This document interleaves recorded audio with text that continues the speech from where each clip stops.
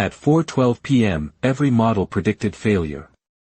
Not a minor disruption. Not a localized anomaly. A full collapse across multiple systems. Transportation desynchronization. Energy redistribution failure. Communication delays cascading into coordination breakdown. It was not one event. It was a chain. And every link was already in place. Daniel Kessler stood in the control room, staring at the projection. For the first time in hours, the system was no longer quiet. It was aligning. Not gradually. Not subtly. Clearly. The technician spoke first. It's all connecting. The analyst added, this isn't distributed anymore. Daniel nodded. No, pause. This is convergence. Across the world, Eleanor Hayes felt it before she saw it.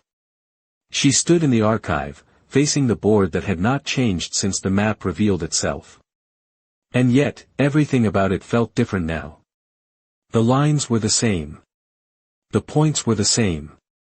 But the distance between them had narrowed. She spoke softly. It's happening. Michael Carter looked at her. What is?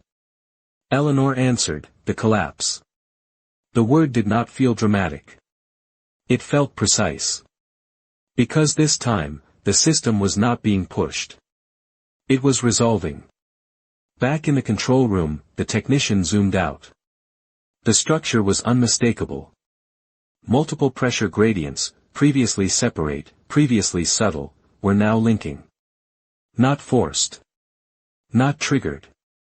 Naturally. The analyst's voice dropped. This is what they built. Daniel nodded. Yes. Pause. This is the result. Because this was not an accident. It was not a failure. It was the completion of something that had been forming long before they had learned how to see it. Across the world, Eleanor stepped closer to the board. Her hand hovered over one of the convergence points. Then another. Then another. She whispered, they lowered the threshold. Michael nodded. And now everything crosses at once. Eleanor closed her eyes briefly. Yes. Back in the control room, the technician asked, when does it hit? Daniel answered without hesitation. Minutes. The analyst added, we don't have time to intervene. Daniel did not respond. Because intervention was no longer the question. Across the world, Eleanor spoke quietly. We can't stop this. Michael looked at her. Then what do we do?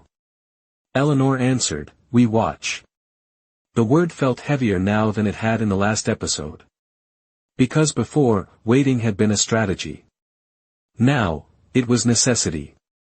The stranger stood near the doorway. Watching. Because this was the moment. Everything they had learned would be tested. Back in the control room, the system accelerated. Pressure gradients tightened. Connections strengthened. The structure moved toward a single point. Not a visible point. A systemic one. The technician's voice tightened. It's locking in. The analyst added, all pathways are converging. Daniel watched. Not as someone trying to fix it. As someone trying to understand what could not be fixed. He spoke quietly. This is what it looks like. The analyst looked at him. What? Daniel answered, when pressure resolves completely. Across the world, Eleanor felt it. The tension in the air. The quiet before something irreversible. She whispered, this is the collapse. Michael nodded. Yes. Because everything they had seen, everything they had tracked, everything they had tried to influence, had been leading to this. Back in the control room, the final convergence began. Not explosive. Not chaotic. Precise. Every system aligning. Every pathway engaged. Every condition met. The technician held his breath. This is it. The analyst said nothing. Daniel did not move. Because he understood something now. This was not failure. It was completion. Across the world, Eleanor stood still. Eyes open. Watching the board that had not changed. And yet, felt like it was about to. She whispered, "This is where it breaks." The stranger spoke quietly. No, Eleanor turned. What? He answered, "This is where you expect it to break." The difference mattered. Back in the control room, the system reached the point. The convergence completed. Everything aligned. Everything connected. Everything should have collapsed. The technician stared at the display. Waiting. The analyst leaned forward. Watching. Daniel did not blink. Because he knew exactly what should happen next. A cascade. A failure. A breakdown across linked systems. A collapse. But instead, nothing happened. The technician frowned. What? The analyst interrupted, wait. Seconds passed. Then more. The system remained stable. Not frozen. Not stalled. Moving. Functioning. Normal. The technician whispered, "That's not possible." The analyst said quietly, "It should have failed." Daniel remained still. Because this was the real event. Across the world, Eleanor felt it instantly. Her expression changed. Not relief. Something deeper. She whispered, "It didn't happen." Michael looked at her. What didn't?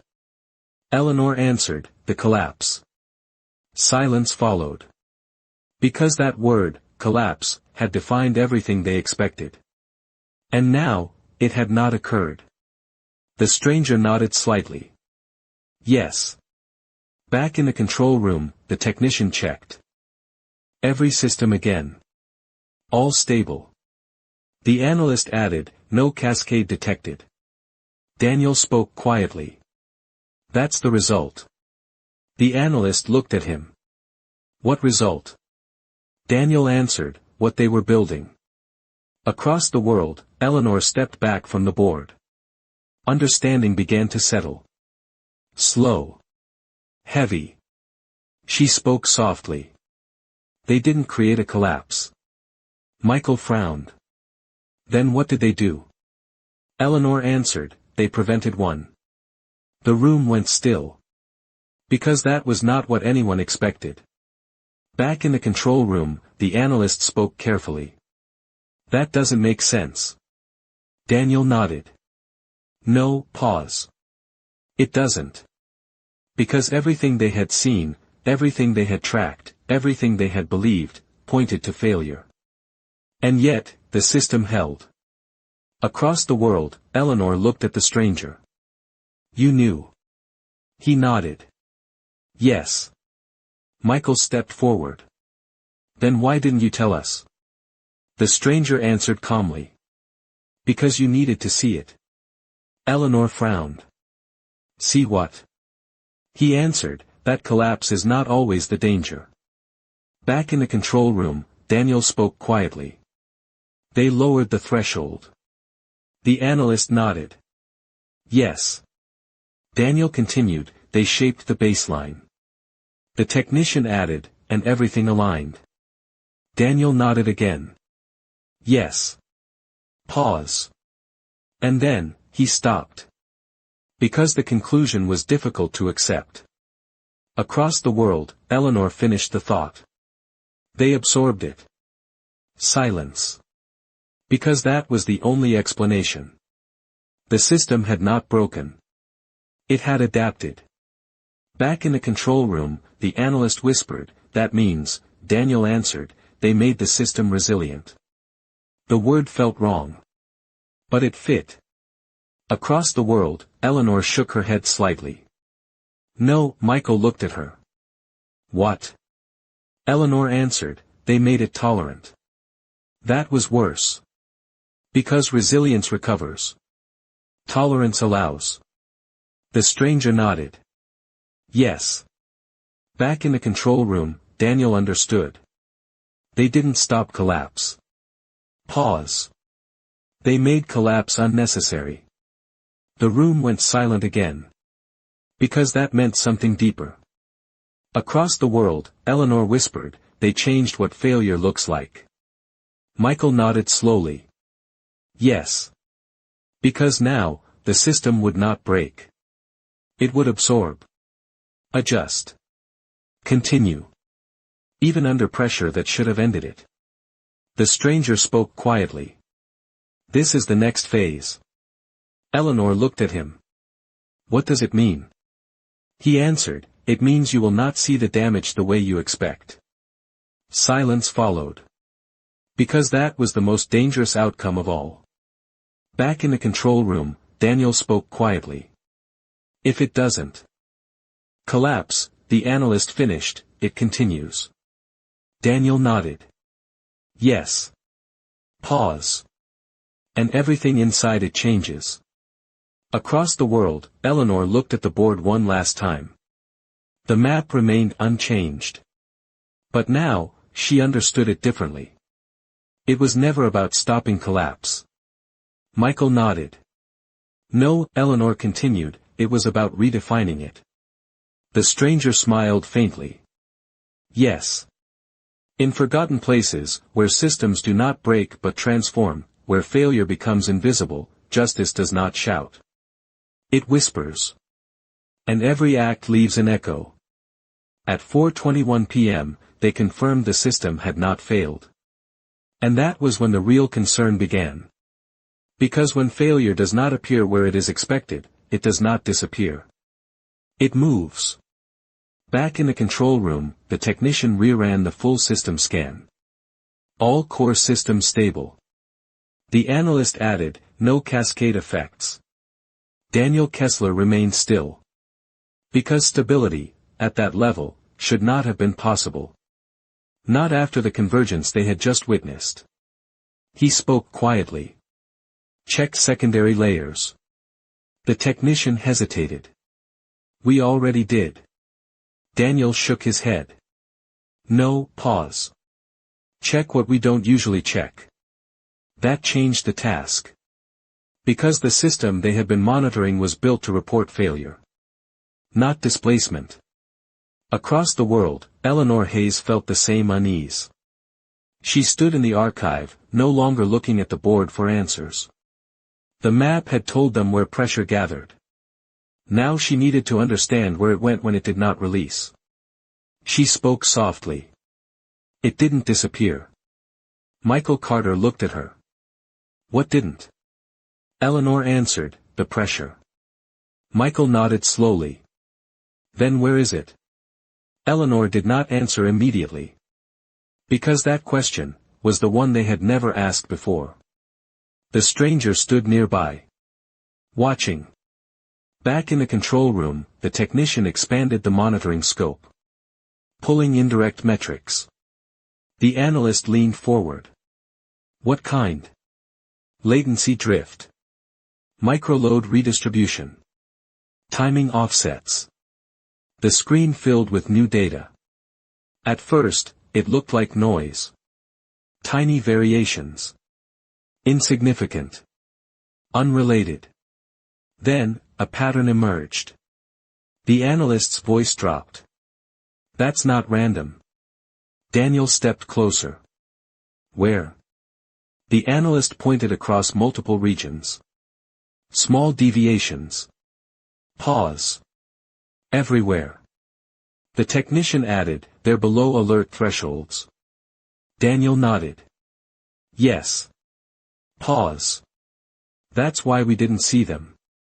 Across the world, Eleanor felt it in a different way. Not through numbers. Through absence. The system felt smoother. Easier. Less resistant. She whispered, it's easier now. Michael frowned. What is? Eleanor answered, everything. The word hung in the air. Because ease was not something they had learned to trust. The stranger spoke quietly. Yes. Back in the control room, the analyst said, if everything is stable, pause. Why does this feel wrong? Daniel answered slowly. Because it shouldn't be. He looked at the data again. The small deviations. The distributed shifts. The quiet movement of something that had no name yet. He spoke again. Track accumulation. The technician nodded. Across what? Daniel answered, across everything. Across the world, Eleanor closed her eyes. For a moment, she let the noise of the network fade. She focused on something else. Not events. Not systems. Change. She opened her eyes. It's spreading. Michael looked at her. Where? Eleanor answered, into everything that depends on the system. That was the difference. Before, the system had been the center. Now, it was the medium. Back in the control room, the technician spoke again. It's not building in one place. The analyst added, it's distributing. Daniel nodded. Yes. Pause. That's how they hit it. Because a concentrated collapse creates attention. A distributed shift creates adaptation. Across the world, Eleanor stepped away from the board. They didn't stop damage. Michael nodded. They moved it. Eleanor answered, yes. Pause. They spread it thin. The stranger watched them. Because this was the second realization. Back in the control room, the analyst leaned back. That means every system is slightly off. Daniel nodded. Yes. Pause. Not enough to fail. Pause. Enough to change behavior. The technician asked, over time. Daniel answered, immediately. Across the world, Eleanor whispered, that's worse. Michael looked at her. Why? Eleanor answered, because we won't notice it. Pause. Until it matters. The stranger nodded. Yes. Back in the control room, the technician ran a predictive model. What does this lead to?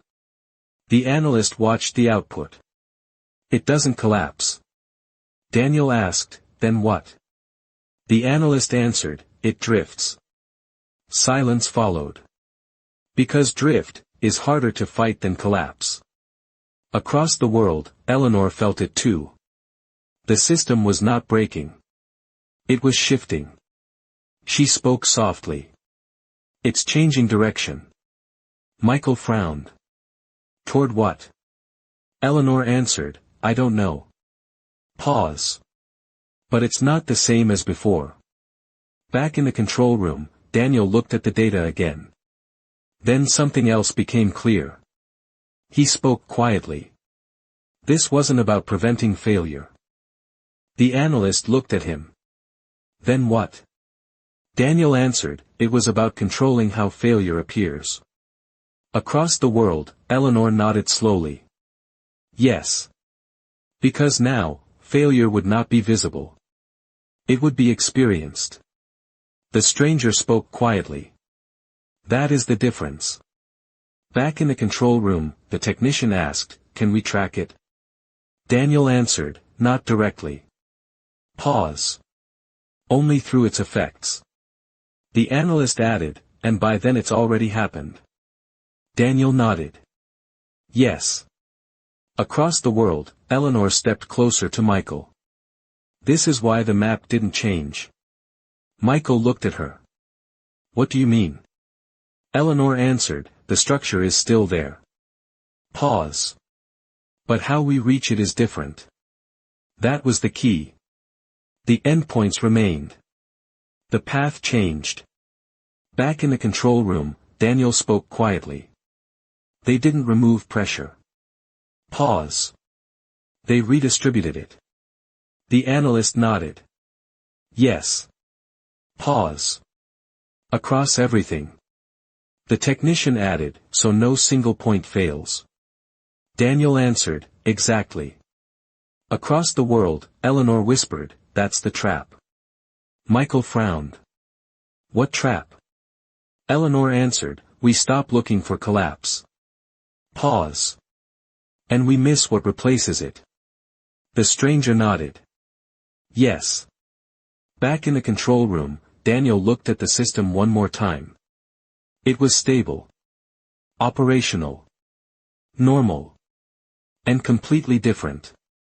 He spoke quietly. This is harder to fight. The analyst asked, why? Daniel answered, because it doesn't look like a problem. Across the world, Eleanor said the same. This is harder to see. Michael nodded. Yes. Eleanor continued, and harder to stop. The stranger watched them both. Because this was the next stage. Back in the control room, the technician asked, what do we do now? Daniel did not answer immediately. Because every instinct told him to act. But everything he had learned told him not to. Finally, he spoke. We learn to see it. Across the world, Eleanor nodded. Yes. Because now, seeing was the only way forward. In forgotten places, where damage no longer announces itself through failure, where systems drift instead of break, justice does not shout. It whispers. And every act leaves an echo. At 4:38 p.m., the first real consequence did not appear in the system.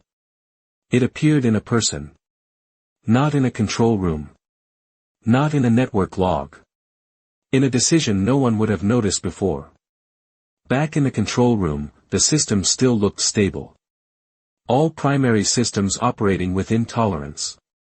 No major anomalies. No cascading failures.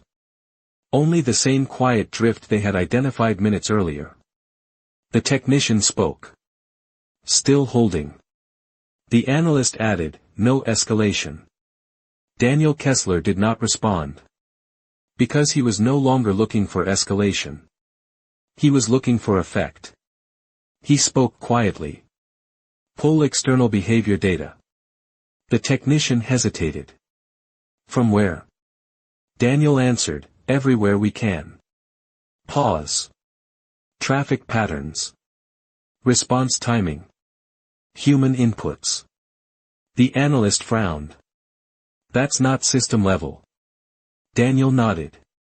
No, pause. That's the point. Across the world, Eleanor Hayes felt the shift before she saw any data. She stood near the archive window, looking out at Pine Ridge. Nothing unusual. Cars moving. People walking. Normal. And yet, something felt slightly off. Not wrong. Different. She whispered, it's subtle. Michael Carter stepped beside her. What is? Eleanor answered, the choices. Michael looked out at the same street. I don't see anything. Eleanor nodded. You wouldn't. Pause.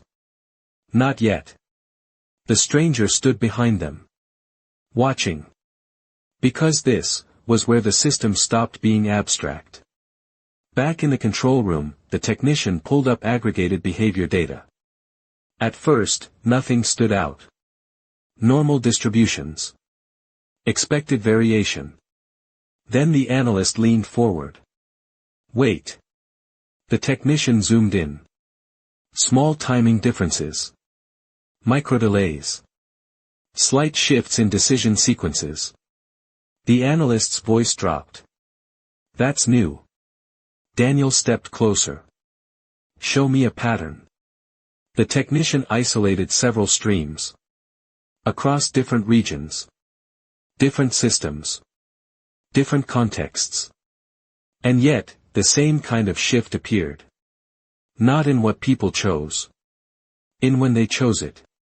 Across the world, Eleanor felt it. She spoke softly. They're hesitating differently. Michael frowned. What does that mean? Eleanor answered, not longer. Pause. Earlier. That was the difference. Back in the control room, the analyst said, decision timing is shifting forward. The technician added, by milliseconds.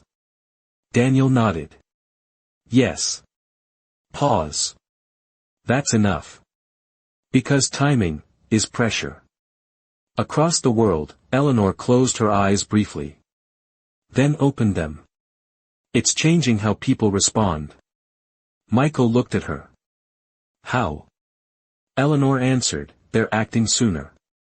Pause. Before they fully understand. The stranger nodded. Yes. Back in the control room, Daniel traced the pattern further. Check decision sequences. The technician complied. Comparing current behavior to historical baselines. The analyst spoke slowly. They're skipping steps. Daniel nodded. Yes. Pause. Not consciously. That was the key. Across the world, Eleanor whispered, they don't know. Michael nodded. Yes. Because no one was deciding differently on purpose. They were simply arriving at decisions sooner. Back in the control room, the analyst spoke again. That increases error probability. The technician added, and reduces correction time. Daniel nodded. Yes. Pause. It compresses everything. Across the world, Eleanor said the same. It compresses choice. Michael frowned. What does that lead to? Eleanor answered, more consequences. Pause. Less awareness. The stranger watched. Because this was the true effect of the baseline shift. Back in the control room, the technician asked, how far does this go? Daniel answered, as far as behavior goes. Pause. Everywhere. The analyst leaned back. That's not a system failure. Daniel nodded. No, pause. It's a human one. Across the world, Eleanor stepped back from the window. It's not the system anymore. Michael nodded. No, Eleanor continued, it's how people move inside it. Back in the control room, the analyst ran a projection. If decision timing continues to compress, pause. We see cascading microerrors. The technician added, not enough to fail. Daniel finished, enough to accumulate. Across the world, Eleanor whispered, that's how it spreads. Michael nodded. Yes. Because accumulation was the same principle they had seen in pressure. Now, it applied to people. Back in the control room, Daniel spoke quietly. They didn't change the system. Pause. They changed how people interact with it. The analyst nodded slowly. That's deeper. Daniel answered, yes. Pause. And harder to undo. Across the world, Eleanor felt the weight of that. She spoke softly. This is why the collapse didn't happen. Michael looked at her. Why? Eleanor answered, because it moved into us. Silence followed. Because that was the realization. Back in the control room, the technician asked, can we counter it? Daniel did not answer immediately. Because every instinct told him to try. But every lesson told him, this was not something you counter directly. Finally, he spoke. No, across the world, Eleanor said the same. No, Michael looked at her. Then what do we do? Eleanor answered slowly. We become aware of it. Pause. And that's all. The stranger nodded. Yes. Back in the control room, Daniel looked at the system again. Still stable. Still quiet. Still functioning. But now, he understood what that stability cost. He spoke quietly. This is the real change. The analyst asked, what is? Daniel answered, the system didn't absorb the collapse. Pause. We did. Across the world, Eleanor closed her eyes. Then opened them. Yes. Because now, every decision mattered more. Every moment of hesitation mattered differently. Every small choice carried weight it did not carry before. Back in the control room, the technician asked, "What happens next?" Daniel answered, "More of the same." Pause. "Until it becomes something else." Across the world, Eleanor whispered, "It always does." The stranger smiled faintly. Because the pattern never stopped. In forgotten places, where systems no longer break but reshape the people inside them, where every small decision carries unseen weight, justice does not shout. It whispers. And every act leaves an echo. At 4:57 p.m., the consequences finally became visible. Not as a collapse. As a pattern. The first report did not trigger concern. A delivery delay outside Chicago. Nothing unusual. Traffic misalignment. Routing recalculated. Resolved within minutes. The second report arrived 3 minutes later. A minor scheduling conflict at a regional rail junction. 2 trains adjusted simultaneously. No collision. No damage. But the timing was off. Back in the control room, the technician read it aloud. Minor deviation. The analyst nodded. Within acceptable limits. Daniel Kessler said nothing. Because he was no longer looking at the events individually. He was watching the timing. Then the third report came. Emergency response delay. Not critical. Not dangerous. A few seconds longer than expected. The technician frowned. That's new. The analyst added, still within tolerance. Daniel stepped closer to the display. Stack them. The technician hesitated. Stack what? Daniel answered, all of them. Because alone they meant nothing. Together they formed something else. The technician pulled more data. Small events from different regions, different systems, different times. Each one insignificant. Each one explainable. Each one easy to dismiss. When overlaid, they began to align. Not in location. Not in function. In timing. The analyst leaned forward. That's a pattern. Daniel nodded. Yes. It's accelerating. The technician added, they're still small. Daniel answered, they won't stay that way. Across the world, Eleanor Hayes felt it before she saw the reports. She stepped away from the window. Her expression had changed. Not fear. Recognition. They're appearing.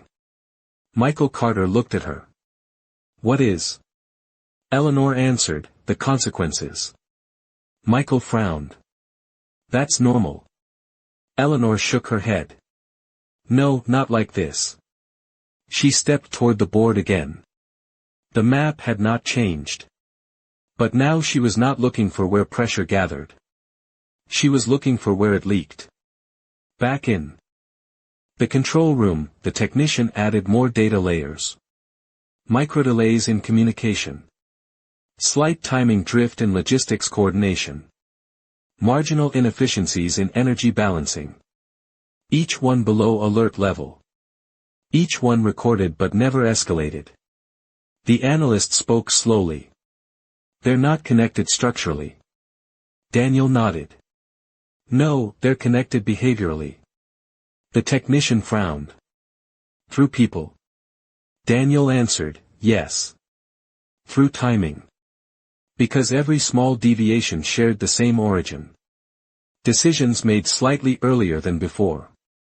Corrections made slightly later than expected. Reactions compressed just enough to change outcomes. Across the world, Eleanor whispered, it's happening. Michael nodded. Yes. Eleanor continued, this is the collapse. Michael frowned. But nothing is breaking. Eleanor answered, that's why it's worse. Because collapse that is visible can be stopped. Collapse that is distributed becomes invisible. Back in the control room, the analyst ran a correlation model. If this continues, efficiency drops gradually. The technician added, and error rates increase. Daniel nodded. Yes. But slowly. He paused. So slowly that it feels normal. That was the design. Across the world, Eleanor said the same thing. It becomes normal. Michael looked at her. That sounds survivable. Eleanor nodded. It is. That's the problem. Because survival does not mean stability. It means adaptation. Back in the control room, another report came in. A missed connection. A slightly mistimed dispatch. A delayed response that required no escalation. The technician counted quietly. That's 31. The analyst added, still non-critical. Daniel spoke quietly. They all are. That's why they matter. He stepped closer to the display again.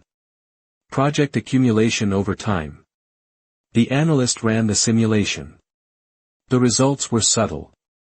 No collapse. No spike. No visible crisis. Just drift. Gradual. Persistent. Unavoidable. Across the world, Eleanor stepped closer to the board. They spread it too thin. Michael nodded. So nothing breaks. Eleanor answered, yes. And everything changes. Back in the control room, the analyst leaned back. We could try to intervene. Daniel shook his head. Where? The analyst hesitated. Because there was no single point. The technician added, we can't isolate it. Daniel nodded. That's why it works. Because systems are designed to respond to concentrated failure. Not distributed change. Across the world, Eleanor spoke softly. There's no center anymore. Michael looked at her. No center means no target. Eleanor nodded. Yes. And no target means no control. The stranger stood still.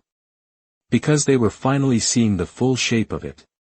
Back in the control room, Daniel looked at the system again. It was stable. Operational. Functioning exactly as expected. And yet everything about it was different. He spoke quietly. This is the collapse. The analyst frowned. But nothing collapsed.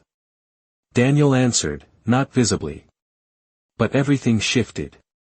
He pointed at the accumulated deviations. This is what collapse looks like now. Across the world, Eleanor nodded. Yes. Michael asked, what do we do now?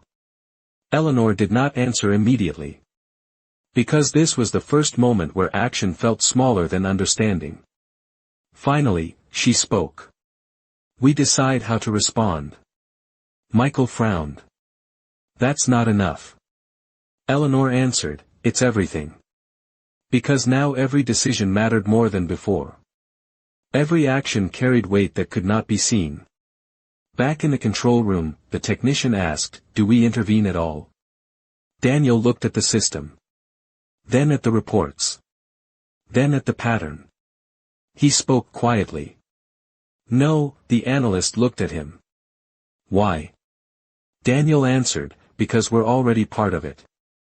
Across the world, Eleanor said the same. We're inside it now. Silence followed. Because that meant there was no outside position. No neutral ground.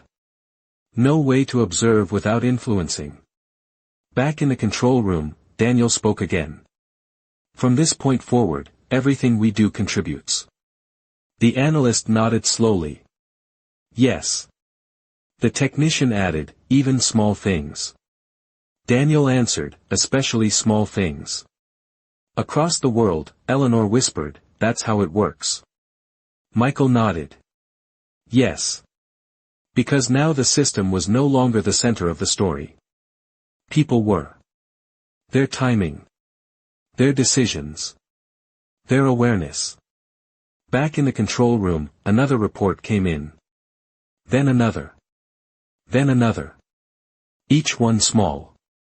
Each one insignificant. Each one part of the same pattern. The technician stopped counting. Because the number no longer mattered. Daniel stepped back one final time. Not in defeat. In recognition. He spoke quietly. This is what they wanted.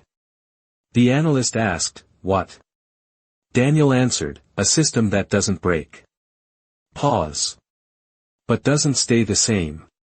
Across the world, Eleanor looked at the board one last time. The map had not changed. But the world around it had. She spoke softly. It was never about stopping collapse. Michael nodded. No, Eleanor continued, it was about changing what collapse looks like. The stranger smiled faintly. Because that was the truth they had been moving toward since the beginning. In forgotten places, where collapse becomes indistinguishable from normal life, where small decisions carry more weight than visible events, justice does not shout. It whispers. And every act leaves an echo. At 5:12 p.m., the system proved something no one was prepared to accept. It did not collapse. And because it did not collapse, no one knew what had been lost. The control room was quieter than it had ever been. Not because nothing was happening. Because everything was. Just not in a way that demanded attention. The technician stopped reporting. There were too many minor deviations to list. Too many small irregularities. Too many shifts that no longer qualified as anomalies. The analyst leaned back in his chair. We're stabilizing. Daniel Kessler shook his head slowly. No, we're adapting. The difference mattered. Because stabilization returns a system to what it was. Adaptation changes what it becomes. Across the world, Eleanor Hayes stood in the archive, staring at the board. The map remained untouched. Every convergence point still marked. Every line still visible. Every pattern still intact. And yet it no longer described reality the same way. She spoke softly. It's outdated. Michael Carter turned toward her. What is? Eleanor answered, the map. Michael frowned. That's not possible. Eleanor shook her head. No, it still shows where pressure leads. But it no longer shows how we get there. That was the shift. Not in destination. In path. The stranger stepped forward slightly. Watching her carefully. Back in the control room, Daniel looked at the system again. It was functioning. Efficient. Responsive. Even improved in certain metrics. The technician spoke quietly. Performance is up. The analyst added, error recovery is faster. Daniel nodded. Yes. That's what they wanted us to see. Because improved performance hides deeper change. Across the world, Eleanor whispered, it feels better. Michael nodded. Yes. Eleanor continued, that's why it's dangerous. Because when a system feels better, people stop questioning it. The stranger nodded. Yes. Back in the control room, the analyst asked, if everything is working, what's the problem? Daniel answered slowly. We don't know what it costs now. Silence followed. Because cost was no longer visible. Across the world, Eleanor said the same. We don't know what we're trading anymore. Michael frowned. For what? Eleanor answered, for stability. The word hung in the air. Because stability had always been the goal. But now it had a different meaning. Back in the control room, Daniel stepped closer to the display again. Not to change anything. To understand. He spoke quietly. They didn't remove failure. They redistributed it. And then, he paused. The analyst leaned forward. And then what? Daniel finished, they normalized it. That was the final step. Across the world, Eleanor whispered, yes. Because once something becomes normal, it stops being questioned. Back in the control room, the technician asked, "Is that permanent?" Daniel answered, "It doesn't need to be. It just needs to last long enough." Across the world, Eleanor nodded. "Yes." Michael looked at her. "For what?" Eleanor answered, "For us to accept it." The stranger smiled faintly. Because acceptance is the final stage of every unseen shift. Back in the control room, the analyst spoke carefully. "So we missed it." Daniel shook his head. "No, we watched it happen. We just didn't understand what we were seeing. That was worse." Across the world, Eleanor closed her eyes briefly, then opened them.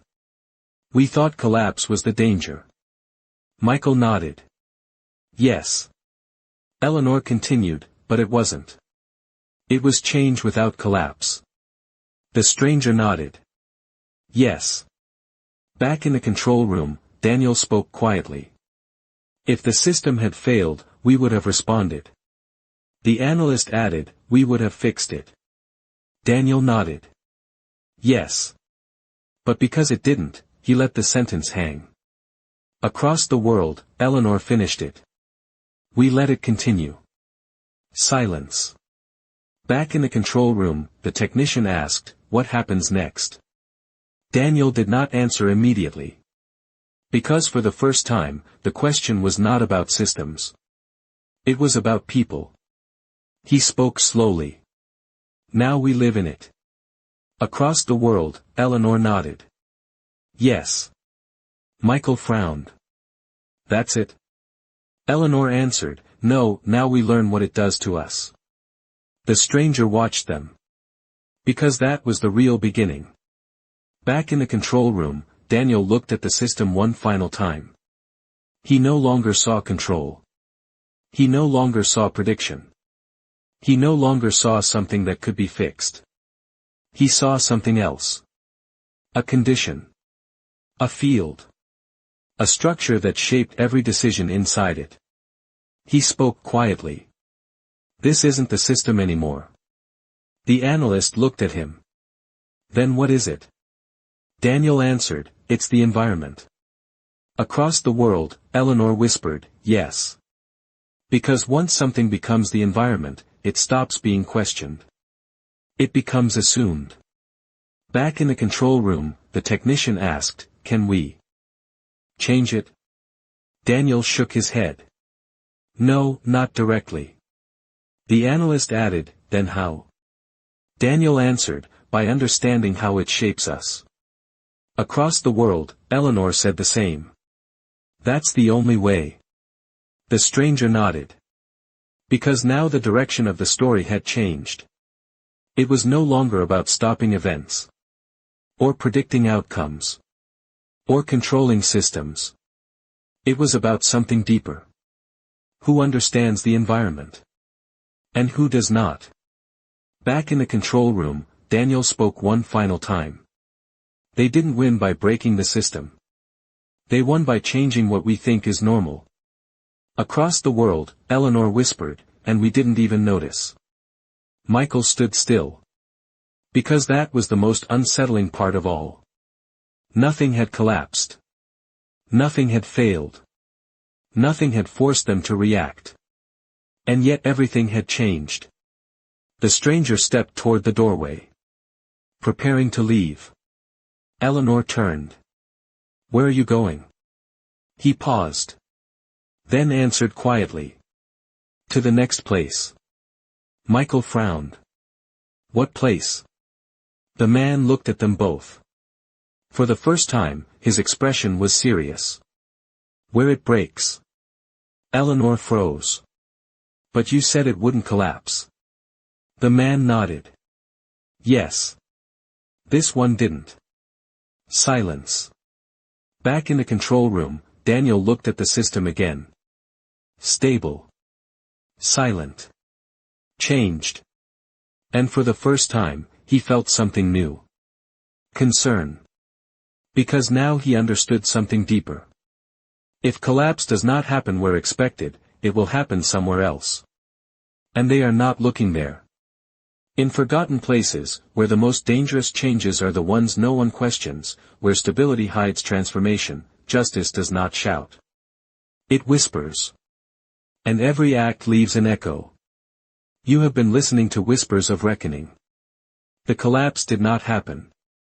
The system held. The world continued. And that is why it was more dangerous than failure. Because now they live inside a change they do not fully understand. And somewhere else, something is about to break.